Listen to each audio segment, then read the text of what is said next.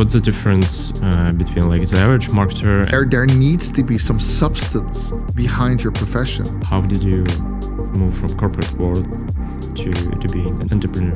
Best way to say it metaphorically is I had the Ferrari engine already ready, but I had to build the Ferrari around it. Tell me more about your journey finding the vendor here in Ukraine. And probably the first question will be, why Ukraine? I think that it's a very smart time to invest in Ukraine.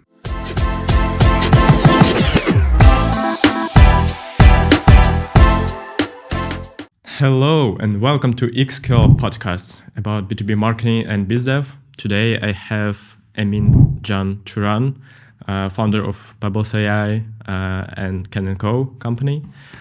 Welcome, John. Thank you. Bit of a tough ride from Warsaw to Lviv, but safe and sound here. Yeah, tell me a bit more about your story and to our viewers.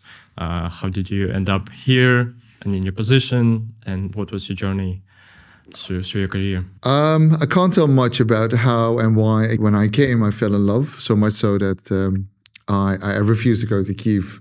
I just want to stay here. I fell in love with the architecture, the incredible food. I mean, I probably gained a good 5-6 kilograms in a couple of weeks. I kept eating vereniki and I could not stop eating borscht. I mean, I loved it. It was it reminded me of Oxford. In terms of my career, yeah, well, I'm not that old, but I did. So I studied strategic marketing at Cranfield School of Management, and then I did a postgraduate degree at Oxford University in deep technology strategy, essentially learning how to take technologies to market. And I started off my career working at the big tech. So I first worked at Google in product marketing. Then I went on to work at Cisco in performance analytics, and thereafter in Walmart in basically B2B pricing strategies. I don't know why, but I was very fortunate and also unfortunate to be in, like, most of the time in the leadership departments where I was the youngest person by like 20 years. It was quite lonely, but it was very educational.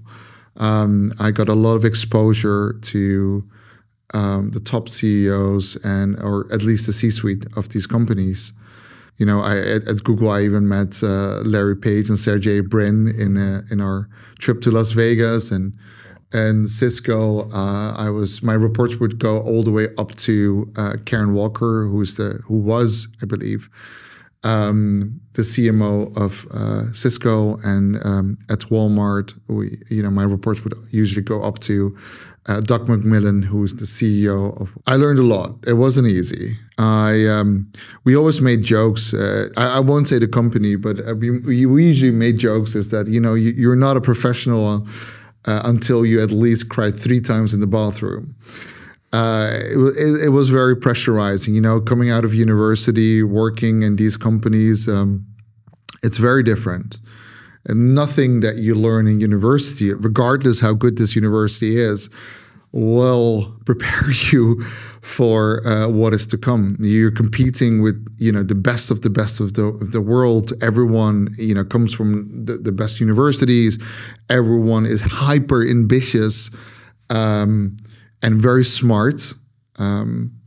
So, for example, the cohort I started with, which we funnily coined as the Googlers at Google, everyone 10 years later down the line has become an entrepreneur, and quite a successful one, I might add. And everyone was very, very ambitious and intelligent, and it was quite scary. But I learned a lot. I would say probably the most critical areas of marketing, from marketing strategy to understanding how marketing sales funnels works. At a certain point at Cisco, I was doing all the calculations across the marketing sales funnel from a channel point of view, but also from an operational point of view, seeing what channels worked with which countries in EMEA, but also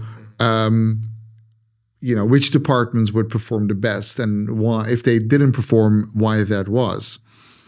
And I would come with that data. So I had Excel models that were like 120 megabytes big to kind of basically, I was basically extracting data from different tools and putting this into a very coherent overview of what was really going on. So I learned a lot, and seeing I was also very ambitious. I've really developed a passion for startups. When I was a child, I was very difficult. Like I was constantly curious.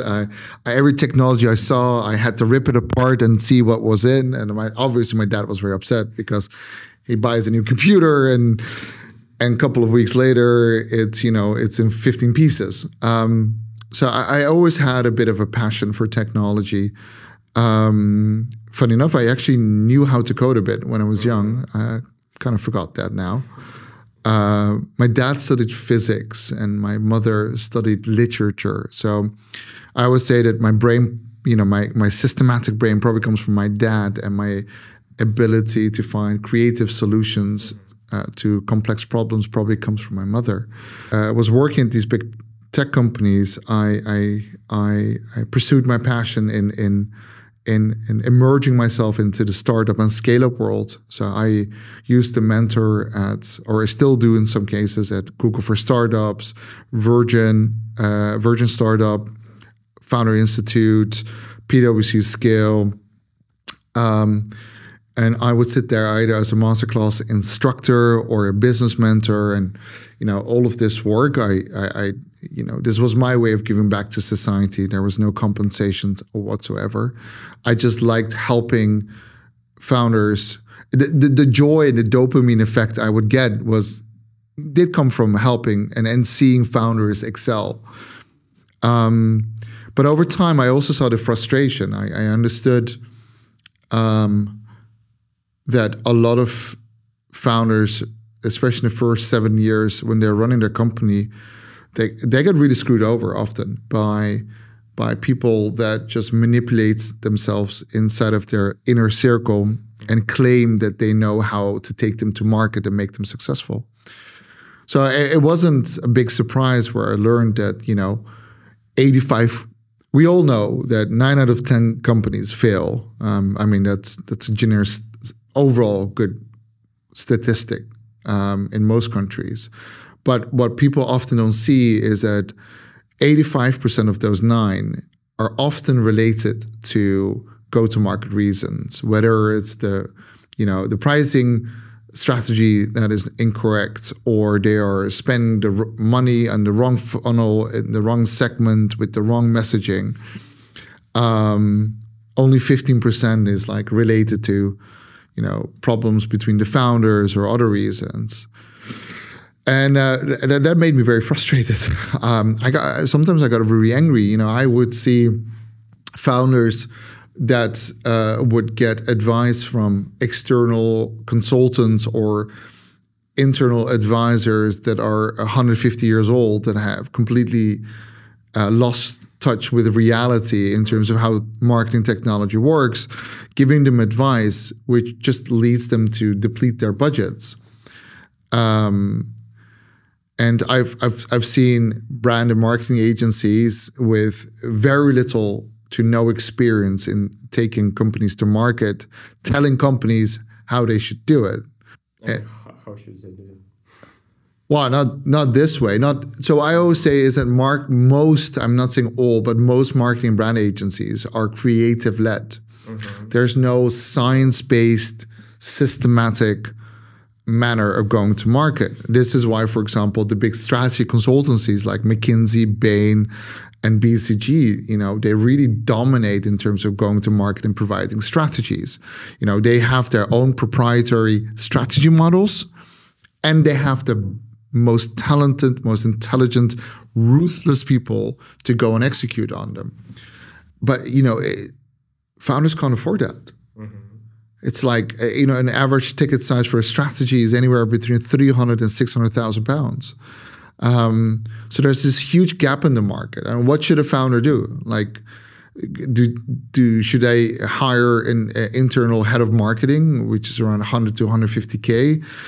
You're taking the chance whether or not this person has the strategic capabilities as well as the hands-on mentality to execute.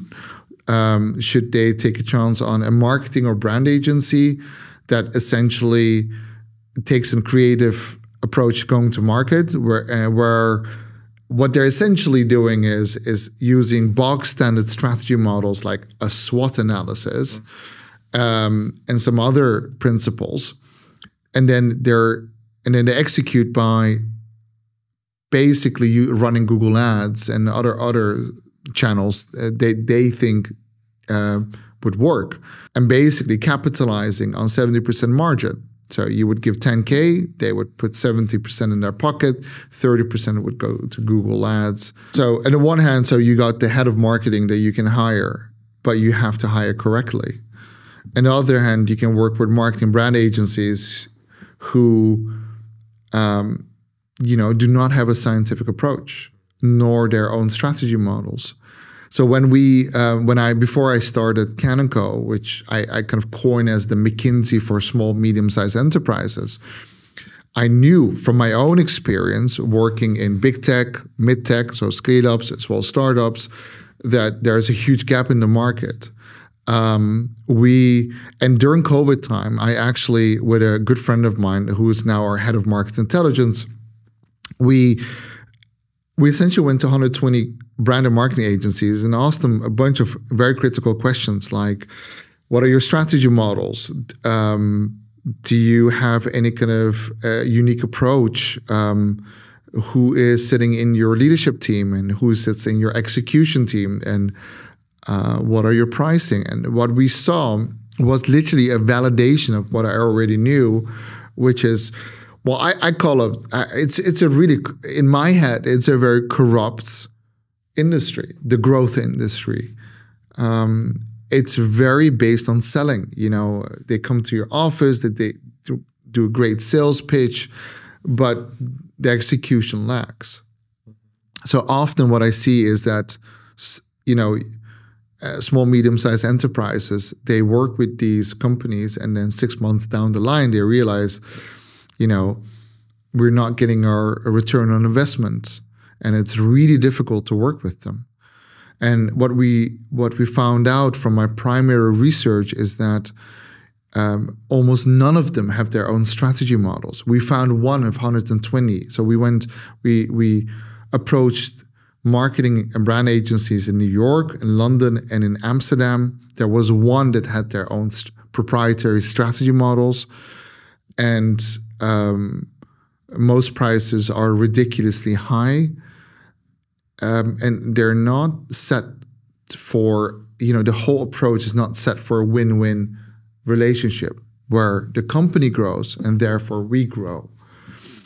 And then we even went and did the extra work, and we looked at each of those companies. We went on LinkedIn, we looked at their leadership teams, we looked at their execution teams, and to say this very diplomatically, it wasn't really like that. They studied at the top tier universities, and I don't want to come across like an elitist or a snob, because I had to work myself up here myself. But I do want to say that if you never studied marketing or strategy or anything related field in one of the top tier places, and you've never really worked a day of your life in corporate and had really a passion in helping founders. I'm not talking about growing startups, helping founders realize their dreams and getting their innovation to market.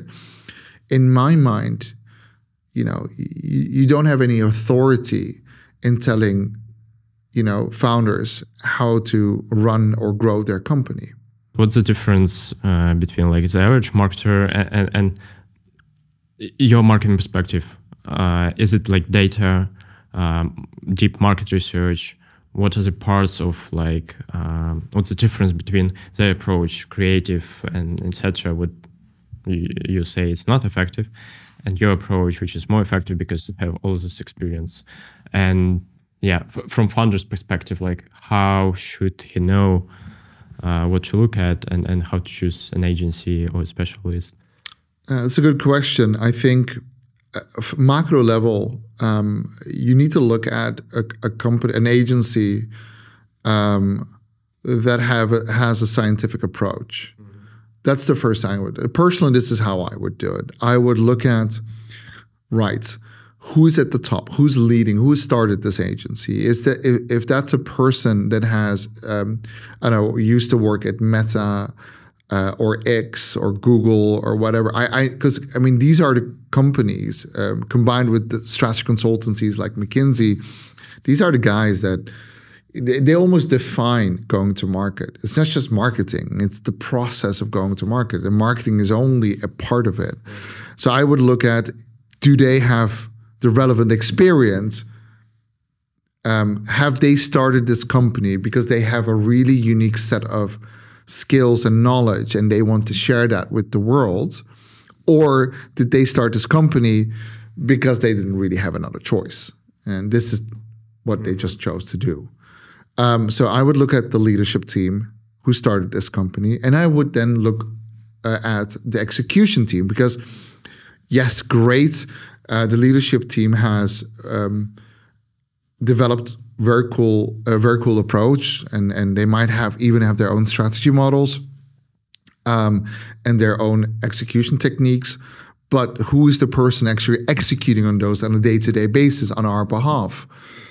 If that's some intern, well, then, you know, respectfully, I mean, this is a very complex endeavor.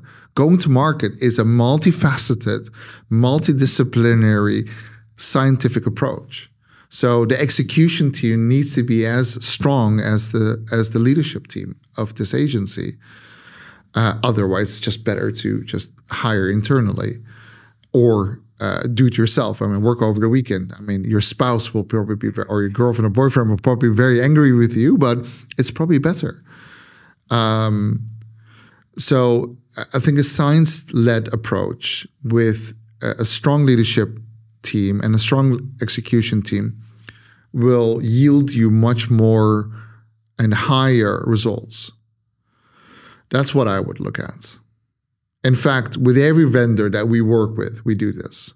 We look at them. So for a marketing and brand agency, for example, we look at, you know, the experience of the leadership team in terms of, you know, their academic and corporate experience, and also their altruism. So meaning, you know, have they volunteered in helping startups? Do they really have a passion? Because everything goes wrong always with going to market. You know, you have a strategy, which is good. You need to have a goal, but you go like this eventually. So if they have a passion for helping, then they will go the extra mile to help you. They will never ask you for extra money for the additional couple of hours they worked. They will do that because that's their passion. So currently you're a founder of Can Co, which is marketing consulting agency. How did you move from corporate world to being an entrepreneur? Well, first of all, it was very scary. Like, it's, you know, the Dutch mentality is very much, you know, study at good universities and, you know, find yourself a, you know, good, you know, corporate work and then excel there. So, you know, the Dutch are great with a lot of things like innovation, but we're not necessarily the entrepreneurial capital of Europe. So it was very scary. I chose. This is why I chose London, because London was the only city in Europe that could kind of meet my ambitions. And it was during COVID where I realized, like, you know, I'm making more money, helping more companies, and being much more happier in deploying my own proprietary strategy models. So I quit. I took the plunge, as they say, and it was very scary. So after this primary research that I just told you, I realized, okay, this is not just in my head. There is a gap in the market. There should be a science-based approach of going to market. I have developed my own strategy models over the past 10 years, validated them in the market with some of the coolest, scale ups, and tweaked them accordingly. So, the best way to say it metaphorically is I had the Ferrari engine already ready, but I had to build the Ferrari around it. And that's what I did during COVID. And the first 2 years were amazing. COVID brought a lot of hardship for many people. In my case, it kind of reset my mindset. And I built the company around it, grew it, built my team when we helped many companies. And it was great. It is still great. Helping founders. So when we deployed a strategy model, so we developed their, say, the enterprise grade strategy models, and we see them execute on them, we see this huge growth in their top to middle funnel. And if their salespeople are good as well, their entire marketing sales funnel. And that's really fun to look at. And it makes me happy. It makes me happy to be able to support people with big dreams that overall make the world a better place. Like, I'll never work with a casino, for example, but most of the time they're people with a technology background. Yeah. So with all this knowledge, I still have a question about how marketers should develop and what skills they should develop, or founders should develop. What skills founders should develop in their marketing teams, in terms of to be able to successfully execute go-to-market strategies.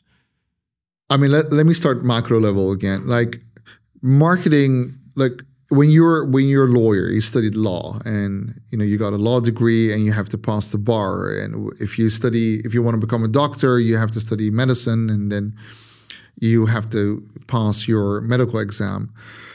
We don't have this in marketing. So any Tom, Dick, and Harry can be a marketing specialist or a CMO. A bit of waffle and a good sales pitch, and everyone is a marketing or sales expert.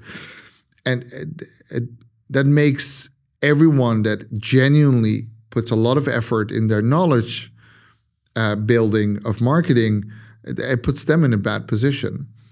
So marketing and also salespeople really have to put double effort in expanding their knowledge on the subject. Now, for example, lawyers, their profession is law, and it could be anything from corporate law to criminal law. I think with marketing, you have to really dig down into psychology, neuromarketing, marketing technology. You need to find a specialism. Either you become the expert in channels, so you are specialized in knowing every or most important marketing technologies to take the messaging to market, and know the sequences, the protocols, the logic, so that the delivery is excellent. Or you, for example, have to be a specialist in the message of the company, their value proposition, their USP, in the right way to the right people to market. And for this, you really have to know. You need knowledge, and everything's out there now. There's no excuse, but you have to choose a field. My field is really strategy. So I come really with, take the strategy, I deploy it with you, follow it, and you'll be successful. And there are people that are really specialists in SEO, and some people are really specialists. That's one channel, by the way, and in content. But then and most technologies are very smart people, and they're very systematic thinkers. They will be, okay, fine, you are a content expert. What makes you so unique? Why should I hire you? Or, why should we work with you? And then you should have a darn good reasons why it should be you. It could be, well, I do a lot of primary research on the personas that we are targeting, and I translate that back into, bite-sized kind of content that really resonates with the target audience. Or I am really knowledgeable on neuromarketing or persuasion techniques, or I'm a specialist in the ethos, pathos, logos principles. There needs to be some substance behind your profession, and there is no easy way to do it. It's knowledge. Knowledge is power, especially in marketing and sales. You're dealing in the worlds of influence. You're trying to influence a person to do something. For this, you need to go to the right person. So that's segment and persona, or exactly. You need to find the right channel to deliver that message to. The message itself needs to be correct. Lexical semantics and semiotics, the sciences of the two most important things in communication. I think the problem is in founders too, because usually when a marketer comes to the company, especially if it's a startup or just a small, medium company, founders want to execute right away. And they also think in terms of the channels. And the success of successful go-to-market strategy is in preparation and research, and taking time to do customer research, to do the messaging, to do the strategy. And usually it can take even months, and the founders don't want to waste this time, and they want to do SEO, paid channels, etc. What are your thoughts on this? And like, maybe we should emphasize the importance of preparation and strategy before you are going into channels and everything. You're 100% right. Like everything you said, yeah, founders are very impatient. They want everything done yesterday as fast as possible. I mean, they have their own internal urges. They have VCs, breathing down their neck. They need to grow the company so that they can afford, their employees' salaries. I completely understand, but you're right. I mean, you need a strategy. A strategy is as important as execution. It's like a two-piece puzzle. You need both.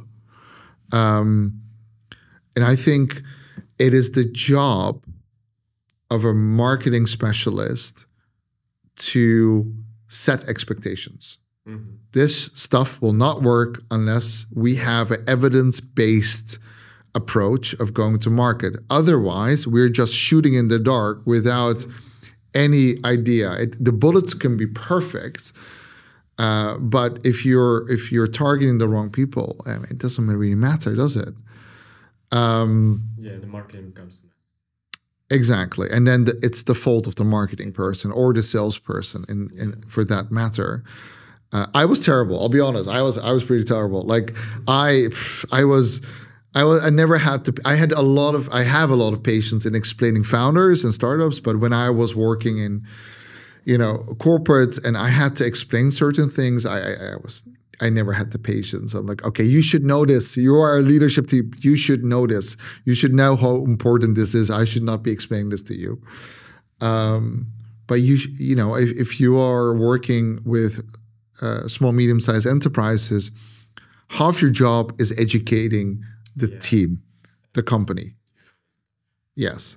Well, no one's going to listen to you if you don't have your specialism. It goes back to, okay, great, you're a marketing strategist or you're a content manager or anything. But if you don't have substance behind your title, no one is going to listen to you. And that's the big stigma we have as well for marketing salespeople. Oh, it's just a marketing person. Oh, it's just a salespeople. These guys are the reason why the company will continue to exist, because they will drive revenue. I mean, they are super important. So unfortunately, we have that stigma. But I think if more and more professionals really fill their knowledge on a specific area or multiple areas of their profession and get specialized, then they will have more political power inside of the organization to educate people and to convince them, no, we should not immediately execute. We should first do a market research, gather some data, primary or secondary, preferably both, then turn that data and push it into smart strategy models, and then we should follow the outcome, and not just immediately quit 3 months later if it doesn't work, because it takes a while. Yeah. It takes a while. Mm-hmm. Rarely we see product-led marketing with like immediate network effect, like for example OpenAI, ChatGPT. Mm-hmm. Rarely. So you have to be patient. You have to trust the method. You have to trust the methodology. I always call it like a relay race. So you got strategy running, giving the baton to the marketing person, running, the baton then goes to the salesperson, the massage, the SDR. Then that person runs and gives the final lead to essentially to the founder, who has to close it. And often founders also forget, first 5 years or so, you are the person that needs to close the deals. The funnel needs to end with you. Cool. I totally agree with this. Now, AI changing the world. You mentioned OpenAI. How do you use AI in your work, and how do you think it's changing sales and marketing today? AI will have positive and negative effects. I'll start with the negative. It's because, you already see it. Like you get spam left, right, and center now by emails and by LinkedIn messages and other channels. Because again, now every Tom, Dick, and Harry that has zero interest in marketing and hasn't done any degree or specialism is now doing marketing. And the mails and the messages that are coming in are really crowding up the inboxes of technology leaders or any other B2B company. So it's harder for genuine professionals to stick out through the crowd. It's very difficult now. Direct marketing has become very difficult, like very difficult. We see this across the regions for all different types of products. I mean, you can have the new green fossil fuel of the world, but if no one sees it because of this, bombardment of it's almost like spam, then it won't see the light of day. It will not change the world. And that's really unfortunate. And that's one of the negative aspects. I think another negative aspect is that we will be too reliant on AI capabilities. And again, it goes back to your own knowledge, is that you will forget how to write, like we've forgotten how to write with our hand.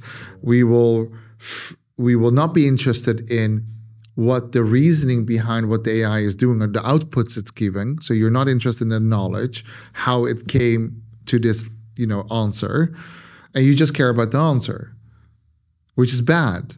Because, for example, when you provide an output from the AI and you give it to your manager or your CEO, the next question will be, why this? Why this content?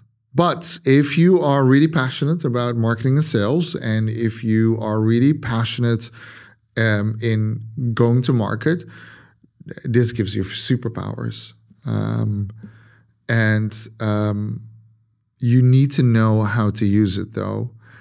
And I have seen many, many examples in practice where even the best of marketing and salespeople don't really know how to utilize it yet. It's like when Google came out, we were just experimenting with it. We're there now. So those are the two things I would say. In terms of AI, you founded a new company. Correct. Pebbles AI. Yeah, Pebbles AI. Yeah. You are building a product.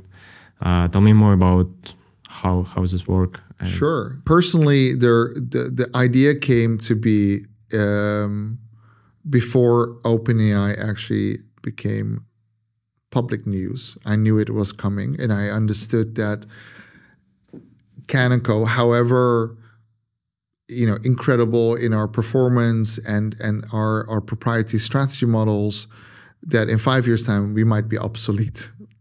And I believe that McKinsey and BCG and Bain are really in trouble as well. It's really a massive disruption of technology.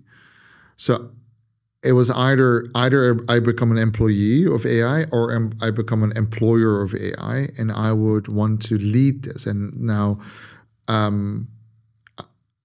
I also at the time, we were living in Lviv just before the war, and my wife and we had to leave Lviv and go back to London because I was getting information that a war was impending, and I had 3 days. So we went back to London, and my wife had to get used to the London mindset, which is, people in Lviv are beautiful and they're super smart and very ambitious. But London is like a coliseum with gladiators. It's really a different mindset. And we had to really support each other. And I really had to get her into the mindset of these gladiators. So I distilled whatever knowledge I had into her, explain all the methodologies and the logic and whatever I could, because she's also a senior marketing manager, and I understood this could be easier. It's very hard sometimes to train your spouse. It's as probably most people would know. But it was successful. A year later, despite the war and all the tragedies, she's excelling. Like, she's incredible. She flew to the moon. She's still flying. It's only a small portion. It's me, obviously. It's mostly her intellect and her thrive. But I understood, how can I get my go-to-market knowledge from working in the big tech, mid-tech, and startups, from studying at some of the leading institutions, as well as working on the best incubators and accelerators in Europe. How can I get that knowledge and my strategy models and my science-based go-to-market technique into a system where every marketing and salesperson and a founder or C-suite can have access to this? How can I democratize this? Because currently, this knowledge sits in only the big tech and the leading strategy consultancies of the world. They lead it. They literally pave the way for the future of MarkTech. And then I understood, okay, AI is part of this, but the core of it is the infrastructure. So I stopped serving clients, and I lived off my savings during the war, and tried to find an infrastructural solution, how I can upload that knowledge. And I found a solution. And I built an incredible team around me. And now we are, to my knowledge, the only European go-to-market specific AI marketing tool in Europe. There's one competition in the US. I won't name them, but we are. And what we see is that, whether it's ChatGPT or other companies that are, most of them just basic wrappers around OpenAI, it's innovation driven, which is, okay, this is what the technology can do, and this is what we would serve to the clients or consumers or customers. With us, it's like, this is the existing problems in the marketing sales workflow and all the problems that I just mentioned. How can we improve that? And we saw that with our technology and with our knowledge, we can automate 76% of the entire marketing sales or go-to-market workflow, essentially. Strategy, marketing, and sales. And it's very exciting. It's very cool. Do you have your own models or you run on some APIs? We run our own models. I won't go too deep into it, but it's a multi-tiered LLM model, and it's a AI native architecture. It took a long time for us to build this because I wanted the core to really be able to sustain the knowledge where we're uploading. So it's not, it's the infrastructure, but it's also at the same time your AI that has to optimize itself. It's two things actually. And then we had to find a very smart way to get all of this very complicated knowledge. So we're talking about 85 types of user parameters. We're talking about 35 applied sciences in going to market. We're talking about 15 strategy models. Then we're talking about 2 gigabytes worth of completely curated go-to-market knowledge. I mean, the permutations that brings, it's insane. And so we had to, by case study in the product, whether it's an upsell or a cross-sell, you will be able, the AI will tell you exactly what you need for this. And it will also, the product will explain to you why. Mm-hmm. So it's not just an execution tool. It's also a tool to make marketing and sales or leadership more smarter about going to market. Because our goal is to make them survive. That's our goal. There's a lot of incredible people out there and technologies out there that deserve to see the market and deserve to make our world a better place. And if you look at history, technology has been one of the primary drivers of society. Now, some content for our Ukrainian audience, which is my primary audience, is software development companies. Tell me more about your journey finding the vendor here in Ukraine. And probably the first question will be, why Ukraine? Of course, you love Lviv people here, but maybe there are different aspects. Why did you choose Ukraine, and what was your journey finding the vendor? Sure. Why Ukraine? It's very simple. I believe that the best developers in the world are Ukrainian, by far. They have the mindset, they're logical, they're passionate, they work hard, they work really hard. And I really respect that. The second thing is what people don't realize is actually Ukraine is also really good and very creative in marketing and UX and UI. Like, I see it on every day when I go outside. I don't read Ukrainian, but I have Google Translate, and it's very impressive.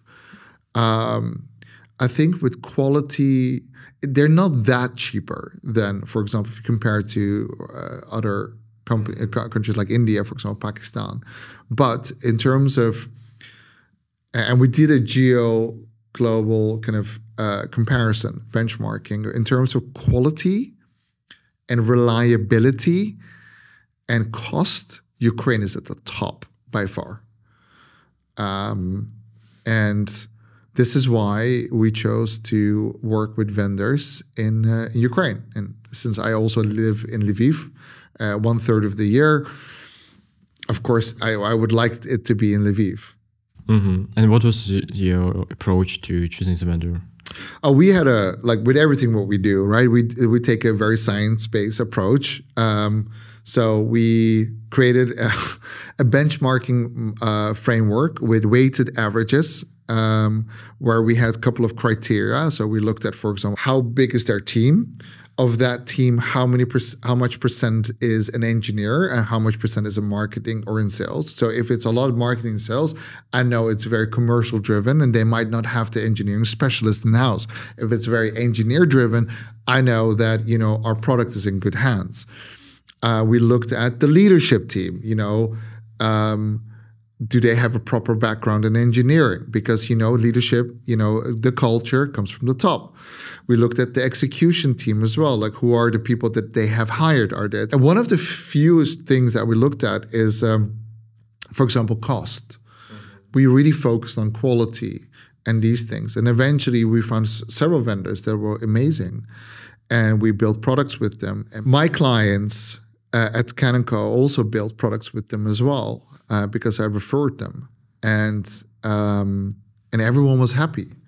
I mean, during war, especially in the first months, our vendor teams would deliver on time, at full, at quality, never miss a meeting. Regardless of blackouts, they were always there. I mean, I really admire the Ukrainian people, but I particularly admire the tenacity of Ukrainian entrepreneurs. And boy, are they strong. Mm-hmm. And in terms of your buyer journey, where you, like, did you visit Clutch or some listings with companies? Did you Google it, or you turned to your acquaintances to ask for referrals? Because I know you reached out to me to ask, did I know some companies from Lviv who do software development? What was your buyer journey? Multiple channels. All of the lists you just say, from Clutch to friends to just online research. So we made a list around 100. No, actually, we made around 300 companies in Lviv, Kyiv, and Kharkiv. Then we got that 300. We did the benchmarking. We looked at a lot. We looked at their case studies as well, and on their website and other things. And then we went down to, I believe, 30 or so companies, and we emailed them all with, this is our project, this is our scope. What is the timeline on this, and what is the duration, what is the cost? And then eventually we had 3 companies left, and we chose the one that had the worst website, honestly. But they were, the CEOs, for example, did his master's at UKU. For your listeners, that's like the Harvard of Ukraine. Has many years of worked at SoftServe and other big American companies, and then eventually transitioned to becoming an entrepreneur. Those are the kind of people I trust, because they had a choice. They had a choice to make, have a stable job with a high salary, but they chose to, choose the entrepreneur route, and that's a scary route to take. And we chose them, and they were great. And we still work with them. It's funny, like, so we had some insights as well, which is, for example, if a vendor would have very cool names like Grammarly or other big names like that on their website, the price would go up by like 3x. It's so funny because the standard deviation was really on the right hand side. It was the average cost of the project was like around $150,000, but we would find vendors that would quote the same scope for $450, $500. So you have to do your research, and it has to be without opinion. There should be an objective benchmarking. You went through a lot of sales calls. What are some tips you can give to Ukrainian founders selling to the customers in UK and in US? Yeah, so I will be honest. So full disclaimer, the Dutch are very direct. We're raw. There's positive, negative. Positive is you see what you get. We don't manipulate or lie so much. We're very, very direct and transparent. A negative is we can come across a bit rude. That said, I will tell you my raw takeaways by working with many business leaders here in Ukraine. In the West, we're very relationship driven. So a good metaphor is we give with 2 hands, we take with 1. I have spent 10 years of my life working for free, hours, providing my wisdom, my experience, and hard work for free. Sometimes for equity, but rarely for a consulting fee until I finally started my consulting firm. And still I do pro bono work as well to help founders. And this is important, not just because, I mean, it should be something that every person should do, you know, help your fellow human or fellow entrepreneur. But it's also good for you because people trust you more. And I feel in Ukraine, it's very, what you just mentioned, it's very short-term thinking. It's like, how can I capitalize on this now? It's not very relationship-driven. Folks, I'll take our vendor, for example. I went to their office, I pitched our company, and they were the only one that really understood, like, wow, this could be amazing. You could be our, you know, next Grammarly, for example, one of the big productivity tools in the world. And we really felt like, oh, they get it. They, you know, and they were nice to us in our in terms of cost and delivery in the beginning. Allowing us to stand on our own feet. And yeah, I feel, I'm starting, by the way, with this, but there's a lot of positive things as well. But let me start with the things they can improve on is, why don't you go and, you know, some practical tips. Why don't you sit on some online, as a founder of big companies, be a thought leader, be the champion of young technology companies. People will see what you're doing. Now, I understand with a certain success comes with a certain comfort, but, you know, take Elon Musk for an example. You know, he used to lie on the factory floor, giving the example to his personnel and his stakeholders. You know, stay hungry, and help people. And by helping people, you show people that it's not just about the money; it's about the passion. It's about solving problems. And by going to, you know, a lot of startup events, scale-up events, technology conferences, sharing or organizing workshops, these are things that really help getting big audiences, and they're great lead funnels as well. They're really good because, again, you give with two hands, you take with one. Now, don't get me wrong. I really understand why this transactional mindset is here. I get it, but I also get that Ukraine will be one day part of Europe, and this is, I think, we need both. We need to be transactional. I mean, we're, you know, still capitalism. We still need to make money, but I think we can make money by helping as well at the same time. It's possible. You can, if you're smart enough, and if you take a moment, you can find a win-win solutions. I often see, for example, where founders are just saying no or yes, like a switch.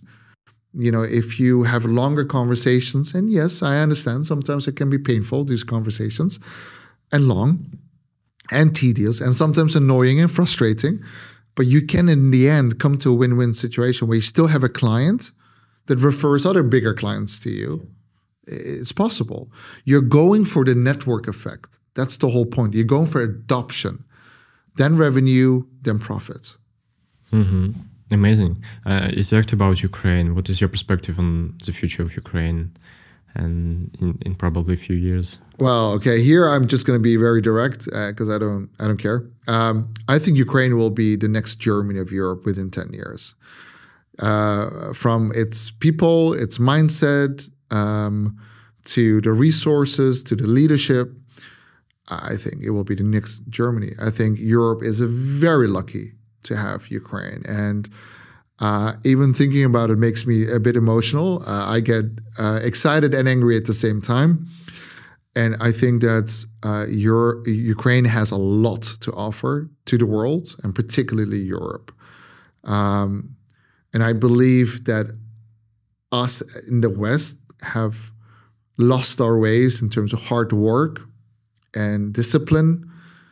And I think Ukraine could remind us of that, especially now that we're competing with the likes of, for example, China.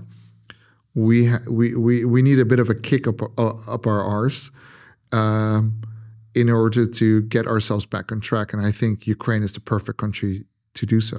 You know, it really belongs in Europe. It should have belonged in Europe a long time ago. And I think that it's a very smart time to invest in Ukraine right now, both in business, if you want to buy a house, get involved. It's a great country. It has amazing food. They're nice people. I mean, I can easily communicate with with my grocery shop owner around the corner easily. She doesn't speak a word of English, but I say chut chut and voda, and we get along. And people are sweet and nice, and they're hungry to learn more, and they want great experiences. I think